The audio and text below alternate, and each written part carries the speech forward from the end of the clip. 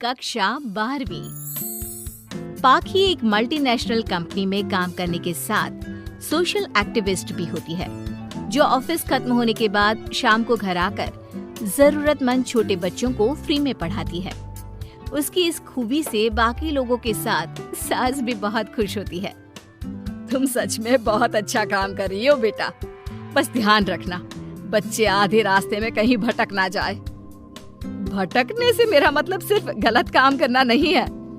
कोई घर की जरूरत के लिए नौकरी करने लगे या किसी के घर वाले उसकी शादी करा दे, ये भी तो मंजिल से भटकना ही होता है ना। वाओ मम्मी, मुझे नहीं पता था कि आप पढ़ाई को लेकर इतनी पर्टिकुलर हो। पर फिक्र मत कीजिए, इनके साथ ऐसा कुछ नहीं होगा।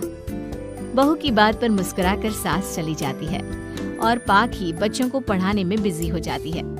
उसी रात पाखी और विराट साथ बैठकर बातें कर रहे होते हैं, जिसमें बहू सास की पढ़ाई को लेकर नजरिए का विराट के सामने जिक्र करती है। हाँ, मुझे सब पता है।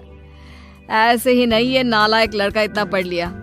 वो मम्मी ही तो है जिन्होंने बचपन से खाना खाया या नहीं से ज्यादा पढ़ाई की या नहीं पूछ पूछ कर मुझे इतना पढ़ने पर मजबूर कर दिया। वो हमेशा मुझे पढ़ाई और सेल्फ इंडिपेंडेंट होने की इम्पोर्टेंस याद दिलाती रही। और आज मेरी ये सरकारी नौकरी, इतनी अच्छी पोस्ट, इसी का तो नतीजा है। वाओ, अगर मम्मी इतनी पढ़ी लिखी है तो कोई जॉब क्यों नहीं करती? और अगर जॉब नहीं करती तो मेरे साथ बच्चों को ही पढ़ा ले। तुम्हें किसने बोला कि मम्मी पढ़ी हुई हैं? उन्होंने तो अपनी 12th क्लास भी पूरी नहीं की। उससे पहले ही नाना जी ने मम्मी की शादी करा दी। शायद इसलिए पढ़ाई और अपने पैरों पर खड़े होने को लेकर उनकी सोच ऐसी है, क्योंकि वो खुद ये सब करना चाहती हो। पत्नी की बात सुन के विराट भी सोच में पड़ जाता है। दोनों मिलकर प्लान बनाते हैं और अगले दिन बच्चों को पढ़ाते हुए पाखी उनके पास एक कुर्सी एक्स्ट्रा लगा देती है। ये एक कुर्सी ज्यादा किसके लिए लगाई है बेटा? कोई नया बच्चा आने वाला है क्या? हाँ जी, आज से मेरी एक नई बच्ची मेरे पास, यानी कि मेरी सास, दोबारा पढ़ाई शुरू करने वाली है। अरे क्या पागल जैसी बात कर रही है? भला ये भी मेरी कोई उम्र है बच्चों के बीच बैठकर पढ़ने की? तू बस ना इनके भविष्य पर ध्यान दे, मुझ पर नहीं। मम्मी, सीखने की कोई उम्र नहीं होती, बस इच्छा होती है। और मुझे पता है कि आपके अंदर वो इच्छा आज भी जिंदा है। अरे तू बस अपने काम और इन बच्चों पर ध्यान दे। यहाँ बस सबको बोलने से मतलब है, किसी को नहीं सोचना।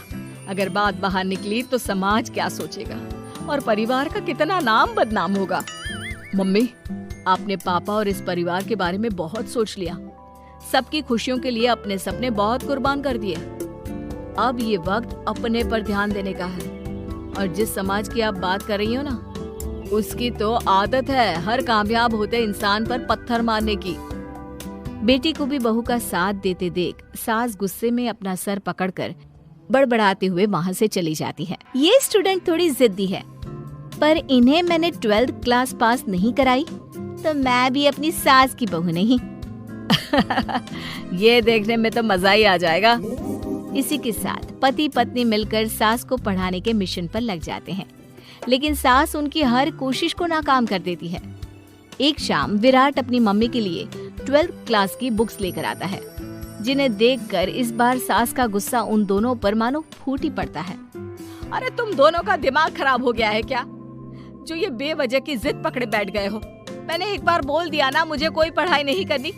इसके बाद मेरी पढ़ाई को लेकर मुझे घर में कोई जिक्र नहीं चाहिए। पोता पोथी पकड़ने की उम्र में किताबें पकड़ूंगी तो अच्छी लगूंगी क्या?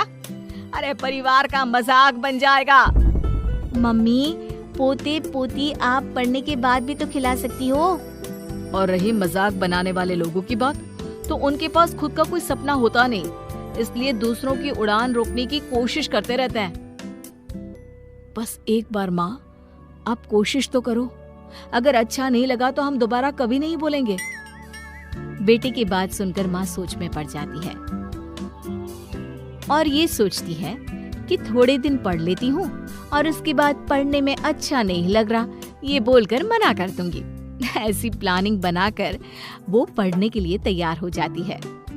मौके का फायदा उठाकर तुरंत वे लोग सास का ओपन से 12th में एडमिशन करा देते हैं। मम्मी, आज से आपकी सारी जिम्मेदारी मेरी। अब तो आपका नाम टॉपर के लिस्ट में आने से कोई नहीं रोक सकता। ये मेरे सीधे बच्चे, इन्हें अंदाजा भी नहीं कि माँ का प्लान क्या है। पाखी सास को पढ़ाना शुरू करती है। दिन बीतते हैं जिसमें धीरे धीरे सास भी कंफर्टेबल होने लगती है, लेकिन फिर पाखी एक सब्जेक्ट पढ़ने के लिए ट्यूशन जाने का सजेशन देती है, जिस पर बहुत गुस्सा, ड्रामा करने और पाखी के लाख बार मनाने के बाद एक बार फिर सास तैयार हो जाती है। Thank you mummy. आपको नहीं पता कि आपका 12th क्लास पढ़ना हम दोनों के लिए कितना जरूरी है। अब ये सिर्फ आपका नहीं, हमारा सपना भी बन गया है। बहू की बात सुनकर सास अपने प्लान को लेकर सोच में पड़ जाती है।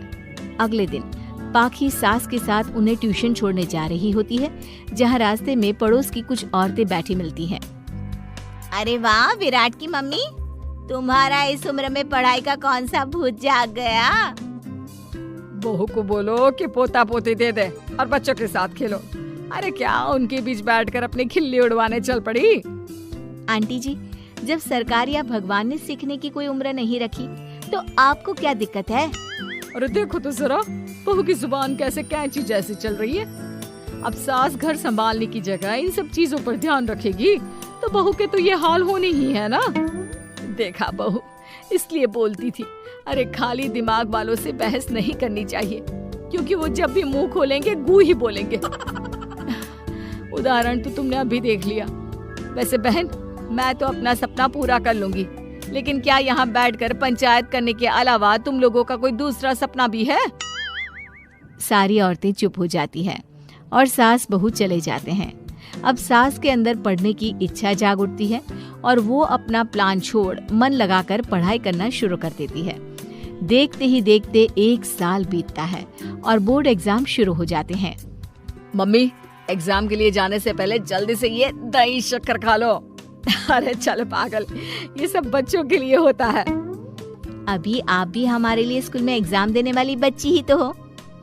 बच्चों का प्यार देखकर सासू माँ खुश हो जाती है और दही शक्कर खाकर विराट के साथ घर से निकल जाती है, जो मम्मी को एग्जाम सेंटर पर छोड़ ऑफिस चला जाता है। इसी तरह समय बीतता है और एग्जाम खत्म होने के बाद देखते ही देखते रिजल्ट भी आ जाता है। मेरी टॉपर माँ, तुमने तो तहलका मचा दिया। हर तरफ तुम्हारे ही चर्चे हैं। घर वाले ये खुशी मना रहे होते हैं कि वही औरतें उनके घर आती हैं। अरे पंचायत की टोली, आज मेरे घर कैसे? बस तुम्हें सॉरी और थैंक यू बोलने आए हैं। उस दिन तुम्हारी बातों और आज तुम्हारे काम ने हमें ये सिखाया कि सपने पूरे करने की कोई उम्र नहीं होती। इसलिए अब हम भी शादी, परिवार, बच्चे और न जाने कितनी वजहों से अधूरे छूटे सपनों को पूरा कर